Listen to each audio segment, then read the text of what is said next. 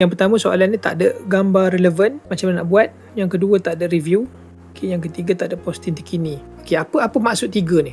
3 ni bermaksud inilah sebenarnya 3 benda yang Google duk tengok kan untuk rank. Okay, sebagai contoh, kita search apa-apa dan perasan tak ada 3 spot, 3 ataupun 3 business yang keluar dekat kita punya page tu. Itulah dia actually Google consider untuk rank dekat page. Okay, bila kita tak ada gambar, dia pada mata Google kita akan ada less skor rendah. Okay, pada mata user, kalau tak ada gambar pada business kita, dia akan anggap kita ni macam, yelah, rumah hantu pun ada gambar kan. Awak bisnes tak ada gambar, nak berniaga macam mana? So, kena isi gambar apa yang sesuai. Gambar office, gambar tengah buat kerja, behind the scene, gambar event, gambar-gambar yang bersesuaian dengan bisnes lah. Kemudian gambar tadi kita boleh convert through posting. Kita upload gambar, kita buat posting kan, nak menunjukkan aktif. Okay, kemudian lagi satu pasal review. Okay, review ni basically adalah cara dia, which is kita kena minta review pada customer. Biasa nak kalau kedai makan kan, dia tawarkan offer, kupon dan sebagainya. Tujuan dia untuk review tu lah.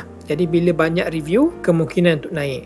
Tapi basically on the playbook, betul kan, makin banyak review makin naik. Tetapi saya ada pendapat yang sedikit berbeza, sebab saya pernah run beberapa analisis kan, dekat 10 lah kot industri, yang sebenarnya kalau kita banyak review sangat pun belum tentu kita boleh rank. Dan pada masa sama, kalau kita sikit sangat pun review, kita boleh rank sebenarnya. Jadi angka review untuk menjadi faktor penentu rank tu bukan berdasarkan banyak terlampau ataupun sikit terlampau kan. Dia kena in the orang kata in the logical area lah. Kalau itu saya punya pendapat yang belum tentu betul lah. Cuma base dia adalah kena cari review dari customer. Okey, jadi kita recap balik. Yang pertama, kena ada gambar dan posting yang relevan, aktif. Yang kedua, kena dapatkan review daripada customer.